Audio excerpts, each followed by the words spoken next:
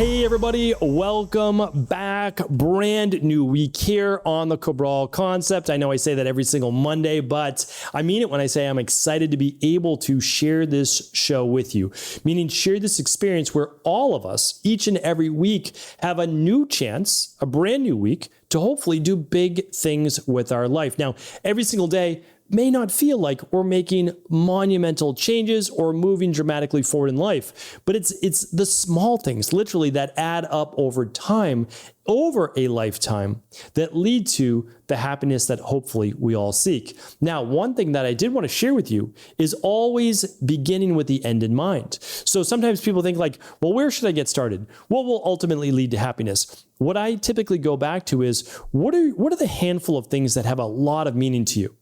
And then look at all the things that you would regret not doing. That's where we need to start. But sometimes we can't necessarily grasp that. So that's why I love to look at, what are the blue zones doing for health? You know, people are talking all the time, you need to have as much muscle mass on your body as possible in order to live to 100 and 120 years old. All right. Well, as far as I've seen, nobody, taking a large amount of hormone, keeping a lot of muscle on their body. Now, again, I'm not saying that you shouldn't have muscle on your body. You are, right? You should. But I don't see any centenarians, like any 100-plus-year-olds who are, training with weights. I mean, there are a couple, of course, but like training with weights 3 to 4 days a week. And like, it's just, yes, you should exercise with weights 2 to 3 days a week. Yes, you should get your 150 minutes on average of cardio every single week. I believe that. But like, we need to look at, what are people actually doing, right? And I have lots and lots of shows on that. And of course, I teach that inside of IHP. But let's also look at mental health. What do people at the end of their life, and a lot of the blue zones, what do they look at? What is it that allows for more happiness during life? And typically, we learn, unfortunately, from people's regrets. So what I want to do right now is share with you the top 5 regrets of dying by Bronnie Ware. Now, I've shared this before. It's been a bunch of years, so I'm going to go through them fairly quickly. But then I also want to share with you some of the ones that we haven't touched on as much. And I've got about 5 of those as well. So some of these are going to resonate with you a little bit more than others. But I know that the ones that resonate with you more are most likely the ones that you're missing right now.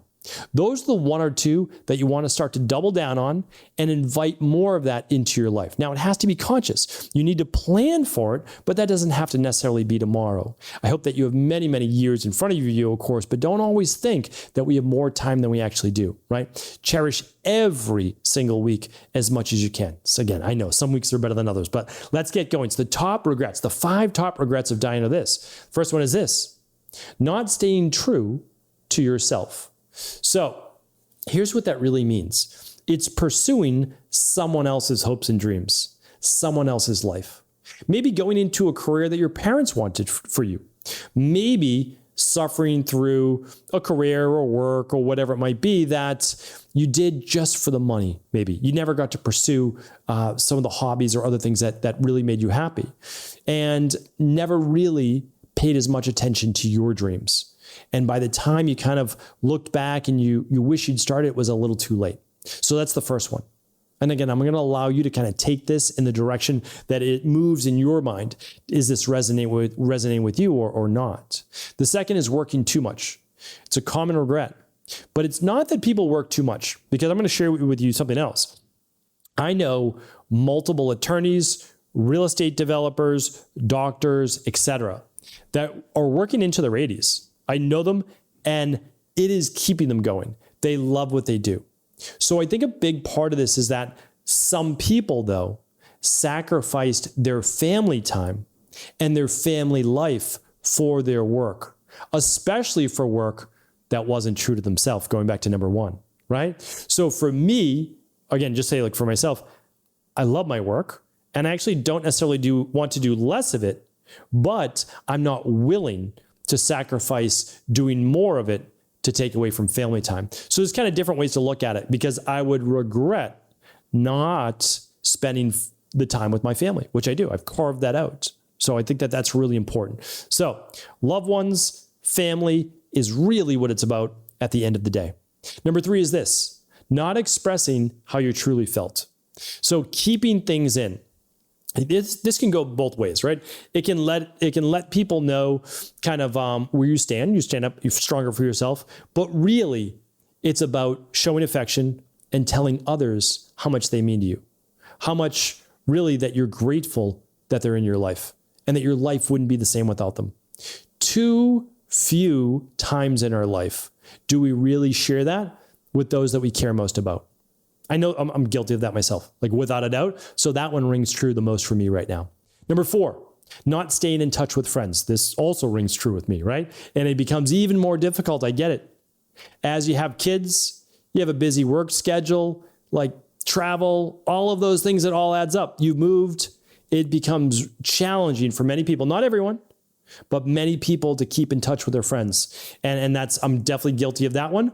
I try by text, I try certain things, but that is one that I need to get better at as well. That's for sure. Now, still see my friends, have a great time, but do I wish I kept more in touch? Do I wish that I spent more time with them? I do. And then of course, what does that mean? Well, that has to take away then from travel, from my 2 young daughters, my wife, from my immediate family, from my work. So you can see how it's a tug of war. And so all you're trying to do is do your best in life. That's it. Because everything is a little bit of a sacrifice. All right, the 5th one, the last one was this, not allowing themselves to be happier. So I love this one. I really do. It's just some people, and I know a lot of them, right? I work with many, many clients, is they just spend their whole life being worried about things that may or may never come true. Right? It's like they're just always stressed. And so when you can, even if you can't afford like a big vacation or whatever, like take a little break sometimes. Do a staycation. Stay at an Airbnb, just to, a state over. Like do something just to relax the mind and body. Do things that are going to make you a little bit happier. Sometimes just small little experiences, I think, can be really memorable, but it has to be something that you believe will make you happier, right? Take a day off every once in a while. Do you love to fish? You never get to fish? Literally take a day off and go fishing. Don't feel guilty for doing it. Put the phone on airplane mode or just put it on your VIP. So if someone really needed you, they could reach you. Do some of those things every once in a while to make you a little bit happier, because remember, you do matter. Right? So those were the top 5 regrets from, unfortunately, people at the very end of their life that are not necessarily able to do as much about those anymore. Now, here were some other common ones that didn't necessarily make the top 5, but I think are at least as worthy. The first one is this, taking better care of their health. Makes a lot of sense to me, right? Because here's why. By the time most people, unfortunately, get to their 60s, they have aches and pains and joint issues, and they are suffering from already the effects of old age. Now, if you want to live to 100 and you're already in pain and suffering and feeling weak and lethargic and tired and all of those things, the next 40 years, the next 40% of your life, it's going to be challenging, right? So take better care of your health now. It doesn't have to be dramatic. I gave the weightlifting example in the beginning, 2 to 3 times a week. 20 to 30 minutes at a time. Cardio, 30 minutes, 5 times a week. Incline walking, brisk walking, then work it up a little bit. Like, it doesn't have to be major. 3 meals a day, healthy foods, 79 servings of brightly colored fruits and veggies. Add good, healthy quality protein, good, healthy quality fats like olive oil, avocado. Like, we're not talking about all of these things are clinically proven. Keep it simple, right? The longest lived people, keep it simple and healthy. That's really it. All right. Number 2. Spend more time with family.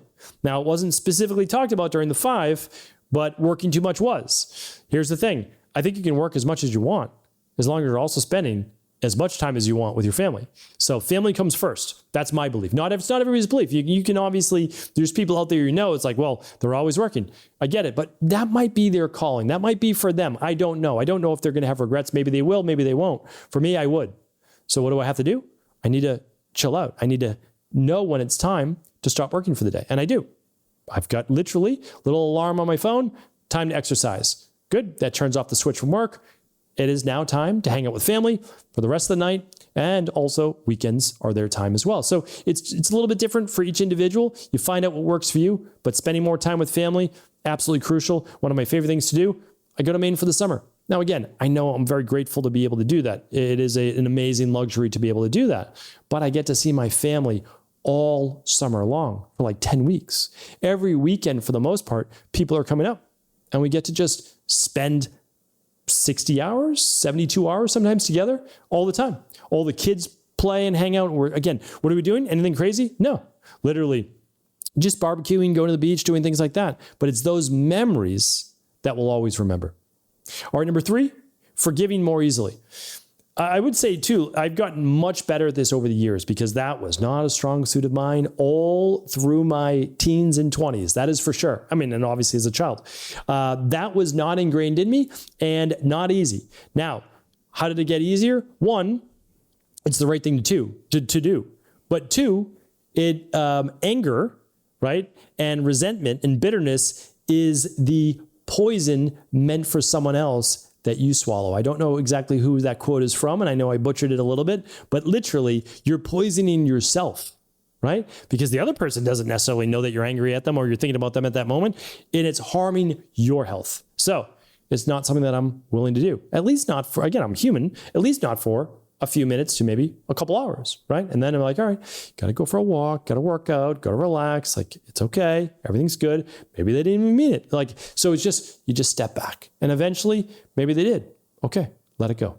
Forgive. The 4th one is this, contributing more to others. And this is a challenge. I do this, but I would love to do more of this. And the reason is that it works both ways. So whatever you learn, you want to be able to share. And when you share it, not only do you learn it better, but it does something for you as well.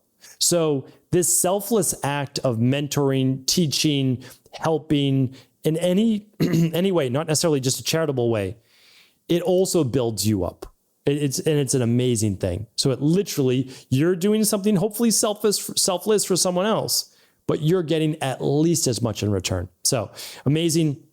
Again, I can get better at all of these, that is for sure, but that's a really great one. And again, you might say, well, I don't have anything to give. You always do. Literally, you can help out at your church, your synagogue. You can help out with, even during things like Thanksgiving, we won't try to do different drives that we can help feed families in need, anything like that, like whatever you can do. Just, it's amazing, amazing feeling, and doing it will hopefully also want you to do more of it. You'll feel that way. All right. The next one is new experiences. This is something that I try to cultivate. I actually have a show. I talked about that as well on creating one new experience at least per month. And then a trip that has memories as well that I can have with my family. Because, your kids are only young for so long. Now, maybe you get to always travel as a family. That's great too, but not everybody always does. Your kids eventually grow up and they're adults and they have their own life as well. But what I want to share is this. It really is the new experience that creates the dopamine and the excitement, but it also creates new neurochemistry in the brain, new ways of thinking about things. I know when I did a lot of my internships for my doctorate degree in naturopathy is I was in India, I was in China, I was in Sri Lanka, I was in Europe, and I was at a lot of clinics, and these are not well-to-do clinics. A couple were quite nice, but most of them were just inner city clinics. And I learned so much during those experiences. Were they hard? Yes. Did I learn a lot? Yes. Did I get a whole new outlook after them? Absolutely. A lot of gratitude, a lot of perspective. The last one, Eckhart Tolle or Tolle would be very, very excited that we're talking about this. And that is, if you can begin to focus your attention to the present moment and you live in the present, you almost can't go wrong with anything that you do because you're focused in the here and now. Why get angry about what happened in the past? Why be anxious about what might happen in the future? You're not living in the future. It hasn't happened yet. We don't know if it ever will. The past is done with. You learn from what you can and you move on. Do the best that you can. But right now in the present, this is the time that we can take action. We can actually decide, are we working too much, too little? Are we doing the right job, not the right job? Are we staying in touch with friends, right? Could we be planning a new experience? Could we be having a new experience? All of these things can be done only in the present moment. Hopefully today's show was helpful. All the big takeaways will be at stephencabral.com/3342. And of course, if the show was helpful, do feel free to share it with anyone you believe it could serve. Take care, everybody. Have an amazing rest of the day. Thanks so much for tuning into today's show. Before you go, don't forget to hit that subscribe button. I want to make sure that you're getting our daily content, not missing out on anything functional medicine, wellness, weight gain, weight loss, anti-aging, living longer, stronger, and all of the most cutting-edge research. And if there's any topics you want to hear, feel free to leave them in the comments below. Take care.